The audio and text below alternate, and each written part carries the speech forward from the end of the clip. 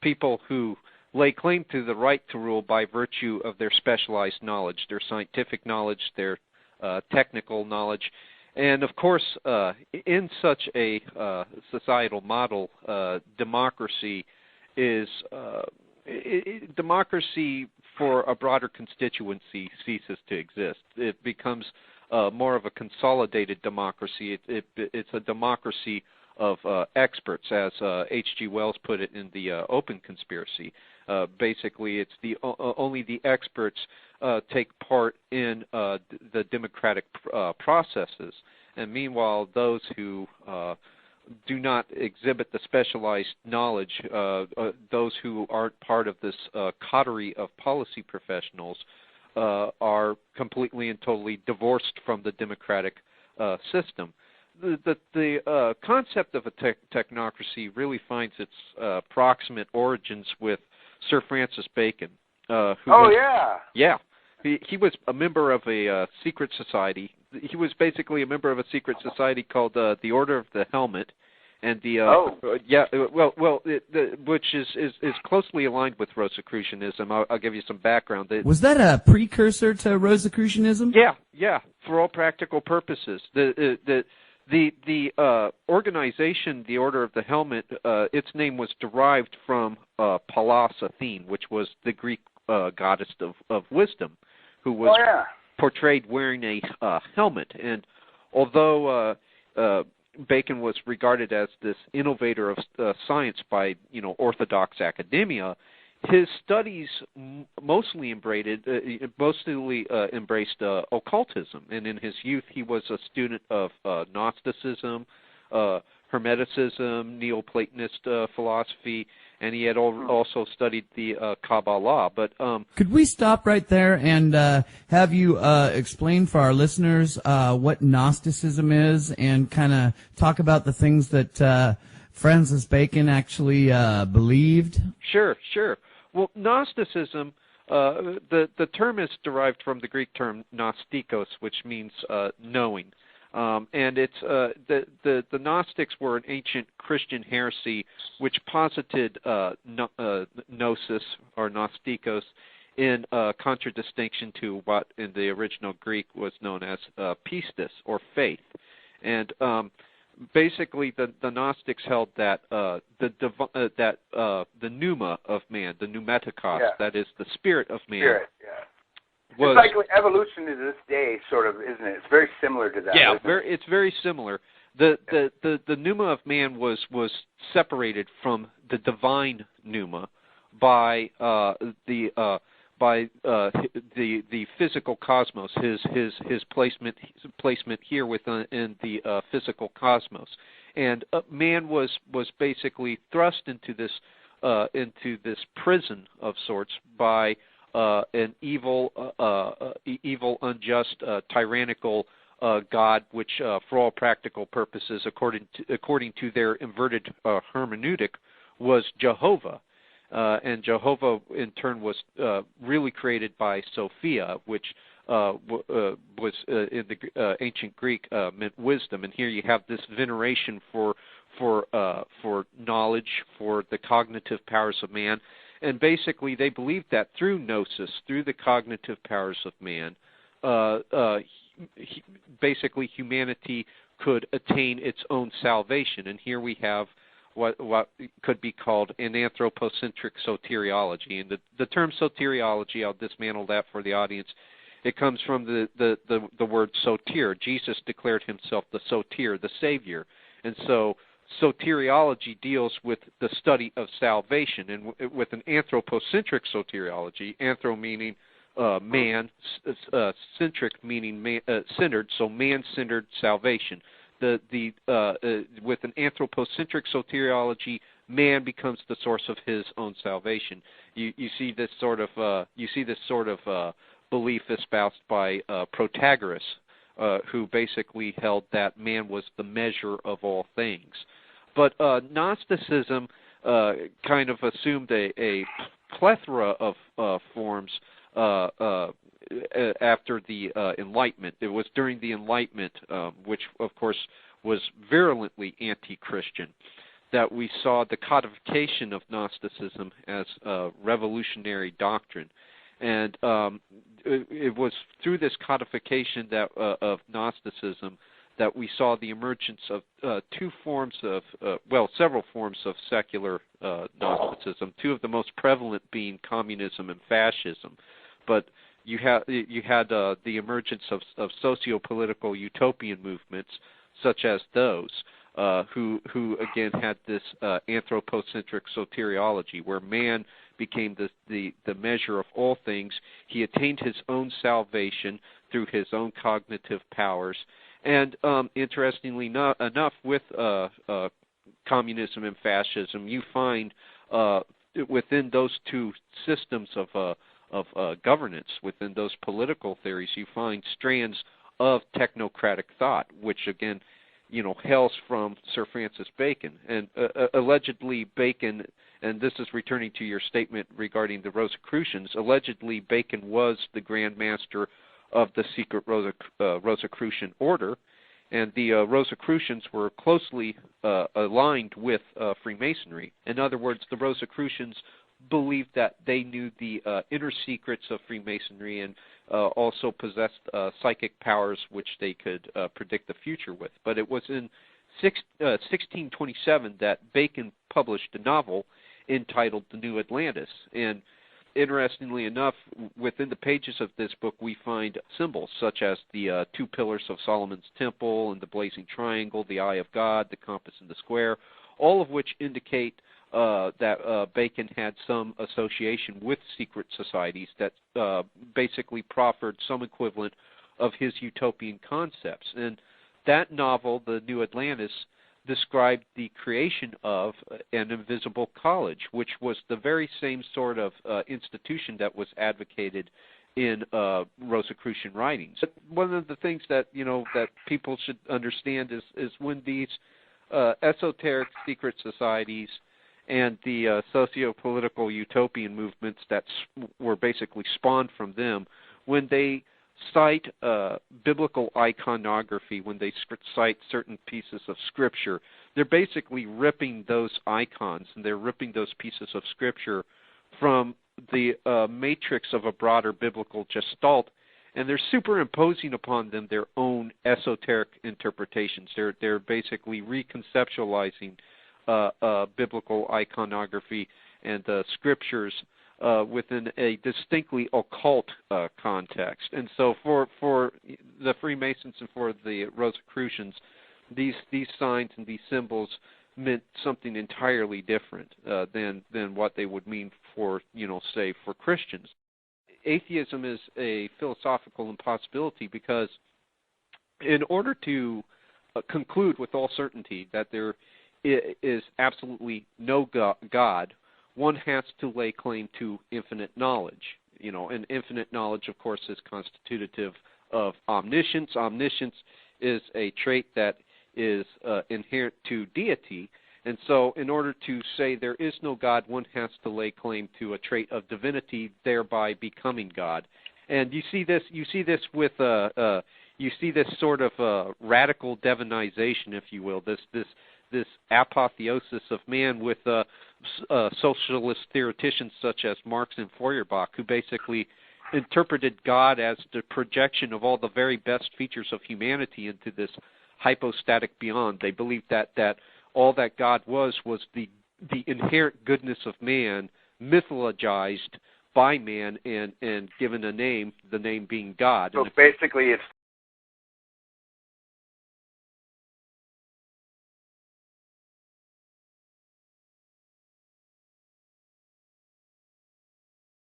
anyway. Right.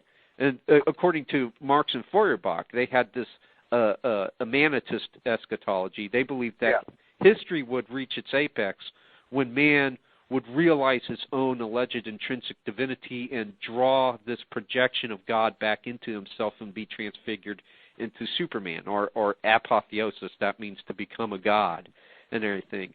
So and again, this is older. These are older ideas that actually come out of occult theology. Those sort of ideas were promoted by the Rosicrucians, by the Freemasons, and of course they were supposed to be promulgated through what was known as the Invisible College, which was precisely what Francis Bacon was speaking about in his novel The New Atlantis. He talked about the creation of the Invisible College, and the creation of an Invisible College was realized with the formation of the British Royal Society in 1660. And it's interesting because you look at the British Royal Society, and what the British Royal Society basically amounted to was what Paul and I call an epistemological cartel. Now, that's a mouthful. I'll dismantle that for the audience. Basically, epistemology is one of the two core pursuits of theoretical philosophy. It's the study of knowledge and what's constitutive of knowledge. The term's derived from the Greek word episteme, which means knowledge. And there is and interestingly enough, there's an epistemological dimension to science, as is evidenced by the etymology of the field itself. The word science is derived from the Latin word scientia, which also means knowing or knowledge. Yeah. And in many ways, epistemology, it works a lot like an economic system. If you have all the right theoreticians in all the right places, then you can arbitrarily bestow epistemological primacy, complete and total epistemological dominance upon those ideas that are most socially and politically expedient to you. And in such a climate of epistemological suppression, institutional and academic barriers prevent competitors from accessing the marketplace of ideas. So you basically have developed a monopoly over epistemology, and you basically, a self-proclaimed cognitive elite, monopolizes the economy of popular thought, and hence we have an epistemological cartel, which is essentially a monopoly over knowledge. Cartel epistemologists not only manage the dissemination of knowledge, but also arbitrarily determine what qualifies as knowledge and what qualifies as mere opinion. And of course, epistemological contentions ultimately shape the second core pursuit of theoretical philosophy, which is metaphysics. And metaphysics is concerned with the ultimate character of reality. The questions asked by the epistemologist determine what items will be admissible in discourses concerning metaphysics, and thus epistemology shapes one's views concerning reality itself. So you look at the British Royal Society, which was, for all practical purposes, an epistemological cartel, a tangible enactment of the Invisible College as it was promoted by the Rosicrucians and as it was depicted by Francis Bacon in The New Atlantis. What were the metaphysical contentions that the British Royal Society, what were the metaphysical contentions that it was trying to legitimize through its monopoly over knowledge? Well, let's take a look at what was promoted by the British Royal Society. One of the British Royal Society's primary chief theoreticians and luminaries was none other than T.H. Huxley, Darwin's bulldog. And basically, T.H. Huxley... Wait, could you say that name again? It dropped out. Sure. T.H. Huxley. T.H. Huxley was, of course, Darwin's bulldog, Thomas Huxley, and of course the grandfather of Julian Huxley and Aldous Huxley. And T.H. Huxley played a major role in basically prompting Darwin, who was a recluse, to publish The Origin of the Species. And of course, what did The Origin of the Species do? Well, The Origin of the Species presented this theory of progressive biological development or evolution, which... Yeah, can I say something real quick? Sure. Didn't Darwin... Actually, it wasn't Darwin that really made it popular. It was actually a Darwin, but it wasn't Charles. It was his grandfather wrote a book. I can't think of the name of it. Zoonomia. You're thinking of interesting little story behind him. That's Erasmus Darwin. Darwin actually, and if you look at these theories of evolution, they preceded Darwin. Basically, evolution was the evolutionary theory was another permutation of what's known as transformism. And transformism held that humanity was inherently mutable, that is, that he changed. And transformism held, not only did it hold just far-reaching ramifications in terms of human biology, but it held far-reaching ramifications in terms of society because the ideas of transformism circulated heavily during the Enlightenment, which was the precursor to the French Revolution. According to transformism, man's biological changes also translated over into political and social changes. And so you had a biological evolution taking place, and at the same time a corresponding political evolution. It's kind of based on the Kabbalistic legend of the Golem, which, the Kabbalistic legend of the Golem presented an artificially created man, a synthetically created man, and according to that Kabbalistic legend, living and dead matter were basically inseparable and everything, and all life sprung from matter, and so matter became a god unto itself. And you see this sort of occult strand of thought running throughout the thesis of abiogenesis, life springing from non-life, which of course Louis Pasteur proved was scientifically impossible. No spontaneous generation can take place. Dead matter cannot produce living matter. But what that did in terms of metaphysics, which again deals with the ultimate nature of reality itself, is it ontologically divorced man from God. God no longer played any sort of role in the creation of man. If at best you have a deistic God, a deistic spirit, an absentee landlord who simply set the process of evolution into motion and just simply allowed man to emerge from the slime and begin his climb ever upward, onward, moving towards his, working towards his own salvation. And there we have, again, the anthropocentric soteriology of Gnosticism. Or theistic evolution. Yeah, and that's why I believe it's Dr. Wolfgang Smith. He refers to Darwinism as he refers to it as a Gnostic myth because it pays credence to the Gnostic doctrine of self-salvation with the metaphysical claim of self-creation, abiogenesis, spontaneous generation.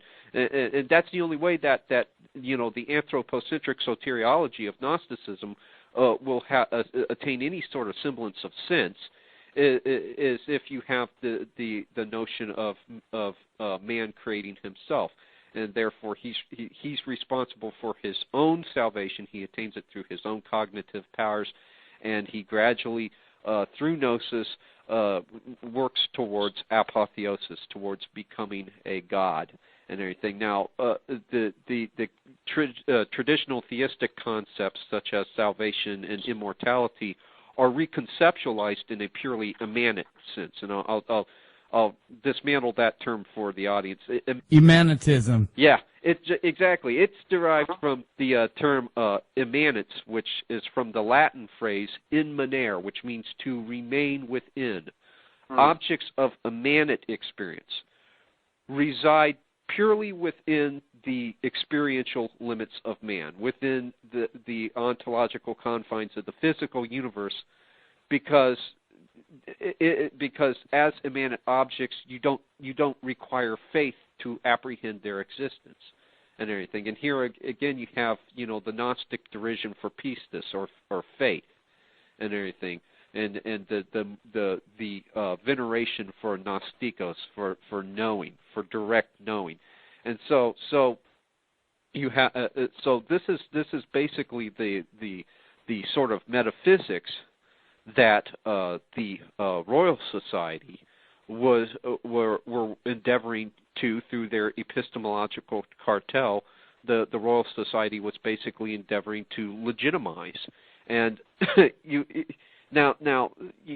might think, well, that sounds a wee bit conspiratorial and everything. Well, before I fly off into some sort of paranoid left field, let me make it clear. One might argue that the Royal Society was little more than a collection of naive Baconians who basically believed in an oversimplified epistemology of empirical science, which was devoid of intention, devoid of hypotheses, as Newton put it, hypotheses non fingo. However, there was an inner circle within the Royal Society, which the writers James Moore and Adrian Desmond characterized as, quote, a sort of Masonic Darwinian lodge invisible to outsiders, unquote. Science and religion were never, at first, were not separate repositories of knowledge. No, not in the beginning. They always went hand in hand. Right. They were just simply different forms of epistemology that worked in correspondence with one another. If you look at the very first sermon delivered by Peter in the book of Acts, he offers proofs. He offers evidentiary claims, evidence-based claims for the faith. He cites the empty tomb of Jesus Christ. He cites the fulfillment of Old Testament prophecy. He cites miracles. So it's not blind faith, which would essentially be superstition. It's an evidentiary-based faith. The problem is, and then science affirms that through quantification and through empirically discerned studies. The problem is that there was a bifurcation between those two epistemologies, bifurcation or a division. Didn't that really come from the alchemists? Didn't they start those ideas? Well, it really began with the nominalist, foremost of which being Occam. The nominalist basically promoted this bifurcation in epistemology between what is revealed, revelation, what is believed, and then what is quantifiably demonstrable, what is measurable, what can be measured.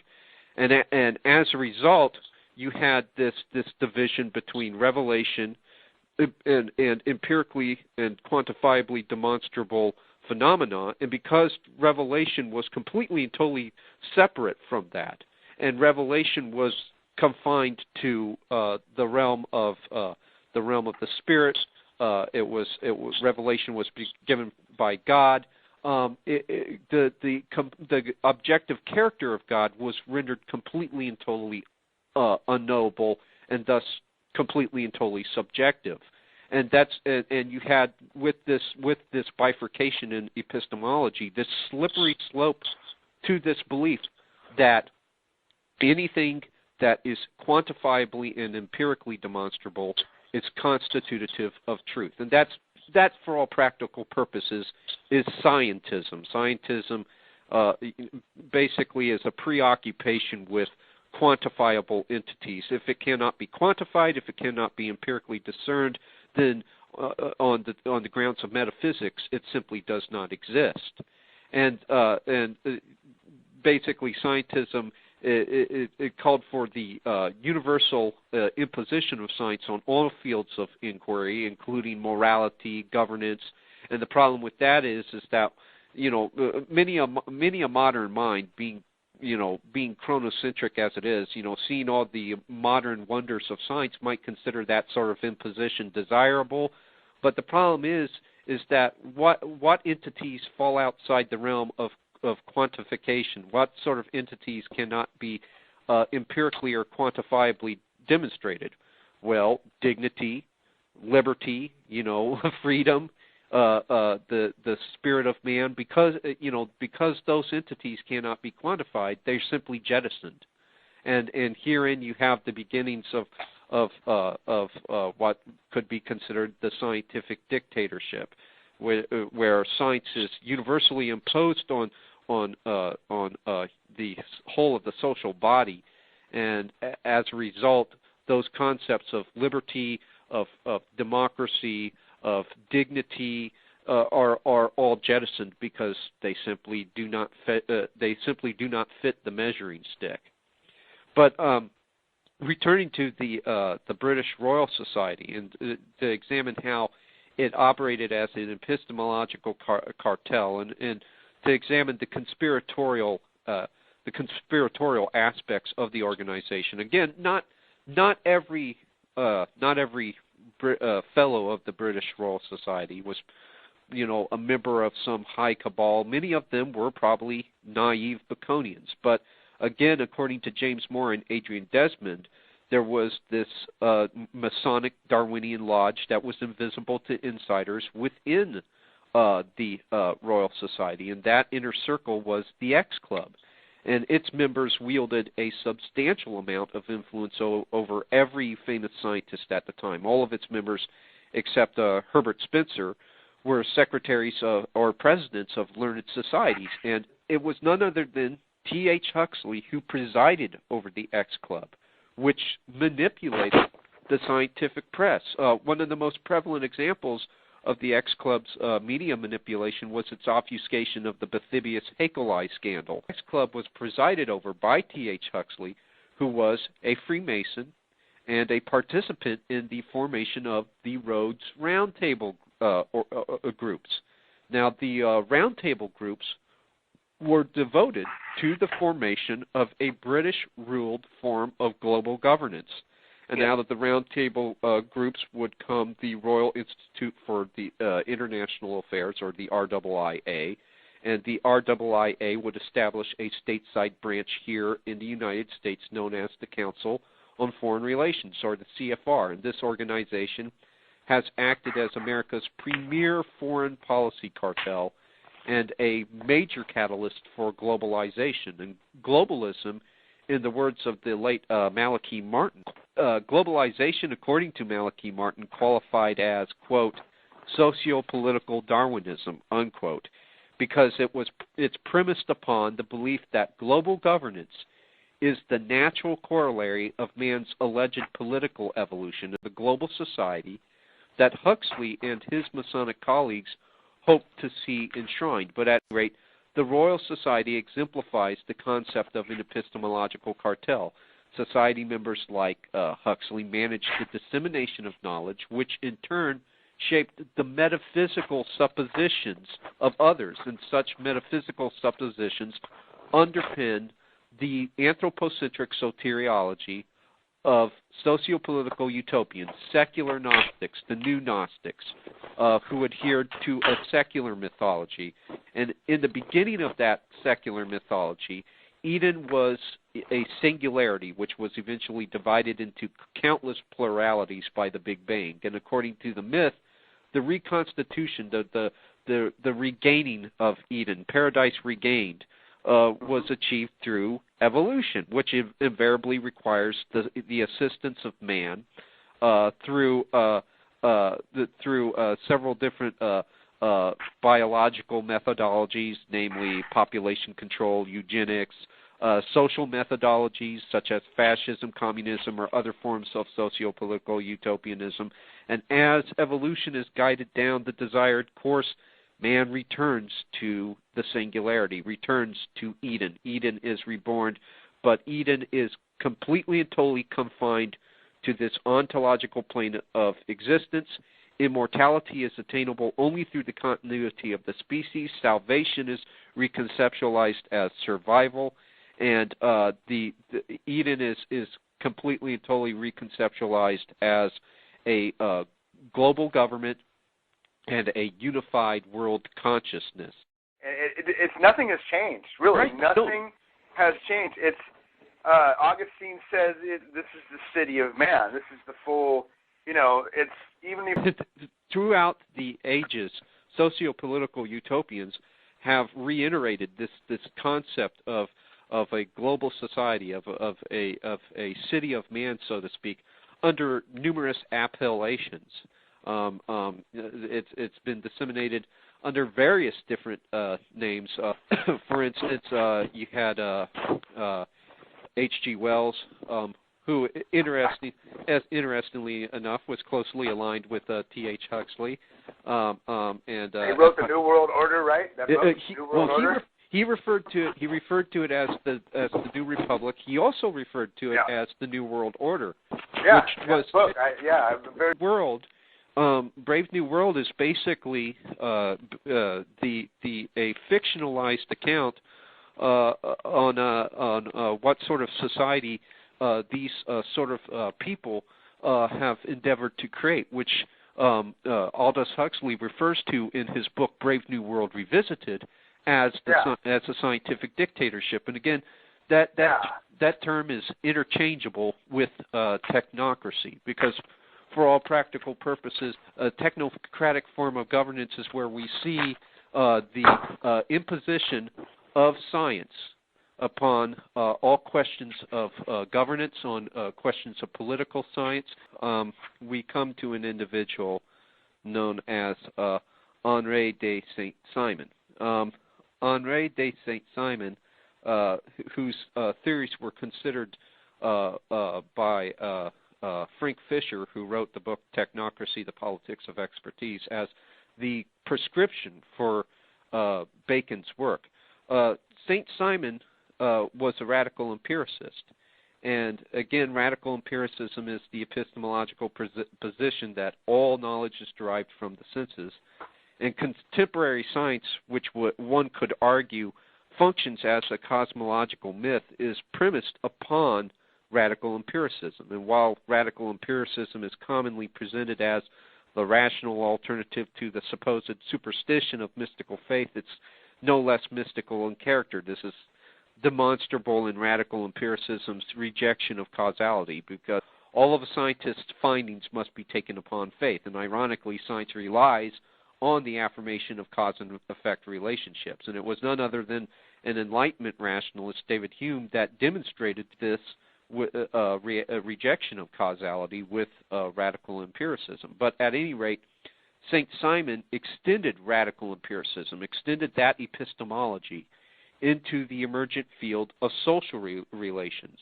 During the Reign of Terror, Saint-Simon was imprisoned for 11 months and was constantly in fear for his life. And this experience instilled a deep fear of revolution in Saint-Simon. And to mitigate the violent climaxes that often accompanied revolutions, Saint-Simon endeavored to develop a science of human relations, and working under the epistemological assumptions of radical empiricism, Saint-Simon contended that the diagnosis and healing of societal ills laid in the apprehension of the alleged physiological realities that underpinned all thinking and feeling. For all practical purposes, thinking and feeling, he believed, had biochemical origins. There was no pneuma, there was no pneumatikos, no spirit. They were purely biological, purely physiological in origin. And he extended that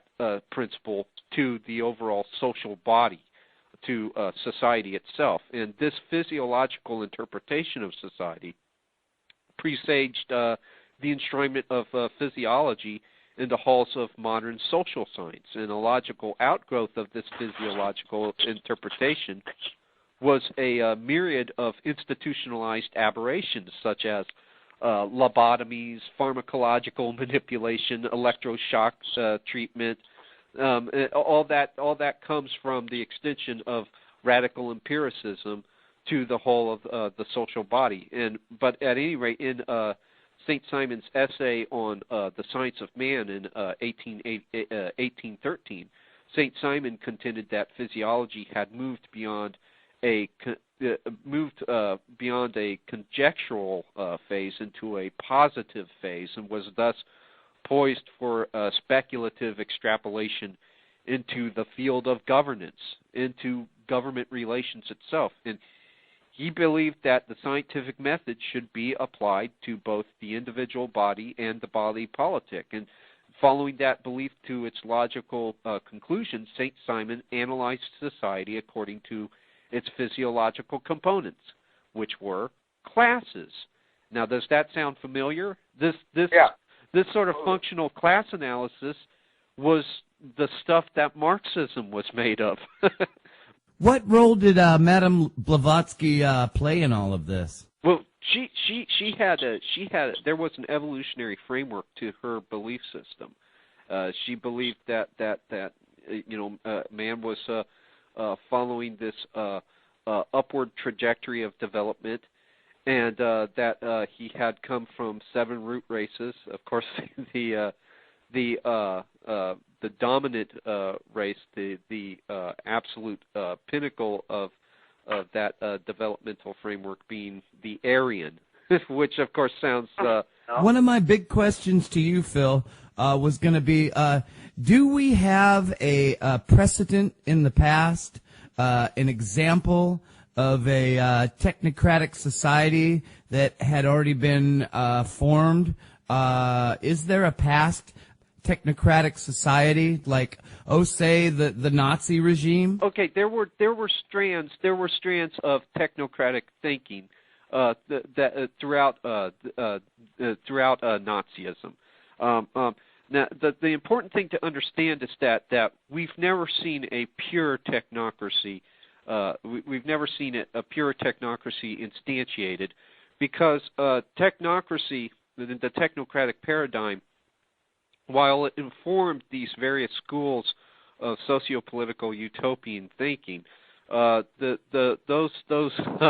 various schools of socio-political utopianism were very selective in terms of what they lifted from technocratic theory for implementation in their own policies, and what they discarded, because according to early technocratic theoreticians such as St. Simon, a technocracy, a pure technocracy, is supposed to be apolitical. It's supposed to completely and totally remove special interest and lobbyists and what have you, and supplant them entirely with policy professionals.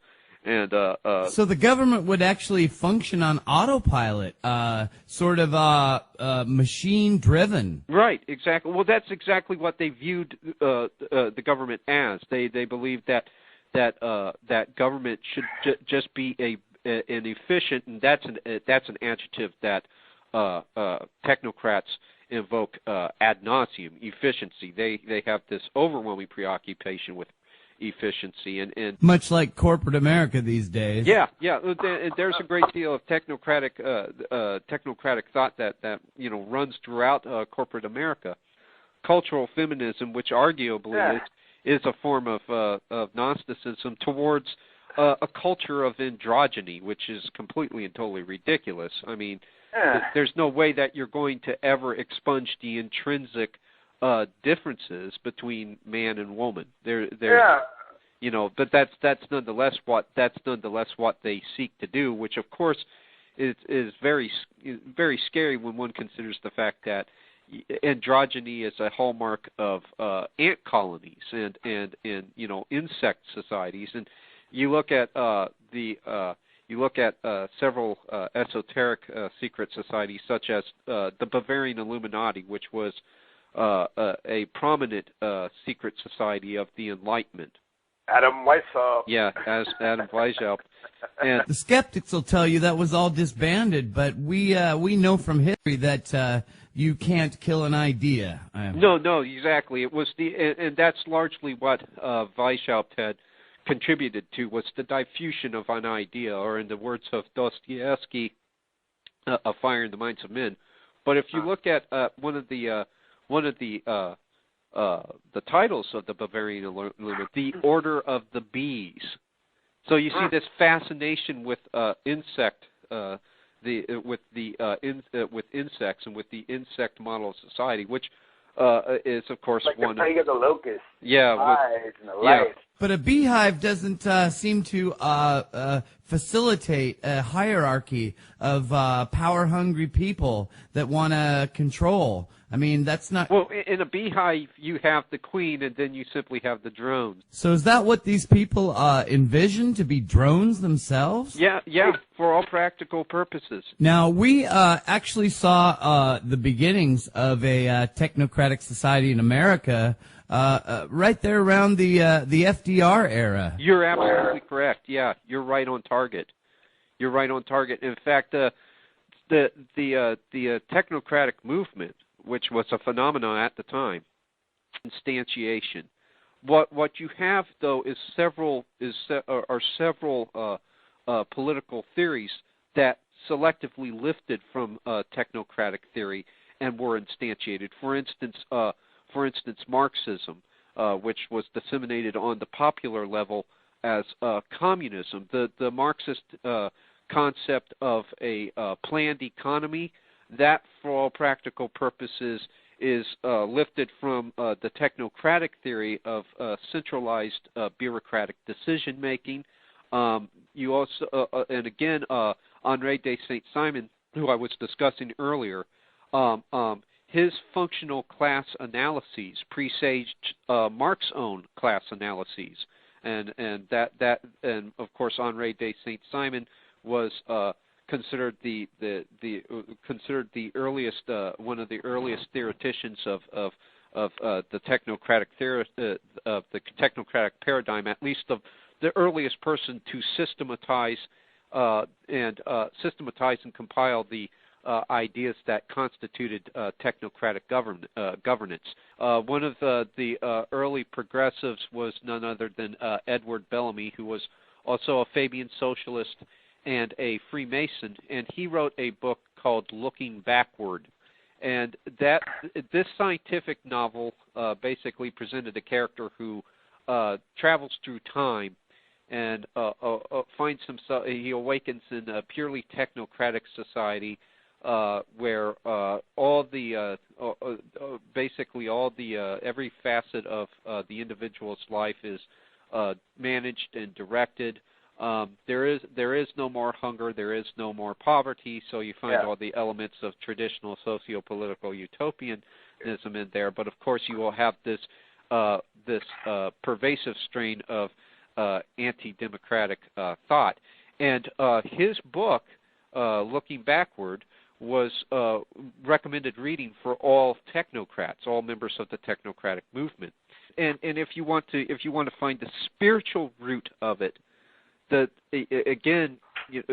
technocracy found its proximate origins. One of the very earliest promoters of a technocratic form of governance was Sir Francis Bacon, who of course was a student of Gnosticism. And there is where we have the spiritual root of it all, this anthropocentric soteriology, which later on became known as Gnosticism, and its inverted hermeneutic, where Jehovah becomes the evil archon of arrogance, and the serpent in Eden was an incognito savior attempting to liberate man, which, for all practical purposes, that's Luciferianism. That's the root of the spiritual root of all of this. What we see with evolutionary theory, what we see with materialism, scientism, radical empiricism, deism, are these attempts, these theoretical attempts to ontologically divorce man entirely from God, which was what Gnosticism held. That the pneuma of man, therein lies the real root of it all, and it can all be synopsized with one single adage, one single aphorism, which was uttered in the Garden of Eden so long ago, and that is, "Ye shall be as God." And if you look, you look at these at sociopolitical utopianism, which basically is just a collection of soteriological social movements. They've taken the notion of salvation, which all men need, men require, and they have they have added something extraneous to it. They've superimposed their own private interpretations upon it, and it's no longer theocentric, it's anthropocentric. Here we go, Kane. Well, Phil, I think the point you make is absolutely profound. It just blew me away. Truth be told, this was something that the Lord had been pointing out to me. One thing we can rest assured of, the intended outcome would be such a system, because it all stems from, again, the belief that man is the measure of all things, that ye shall be as gods.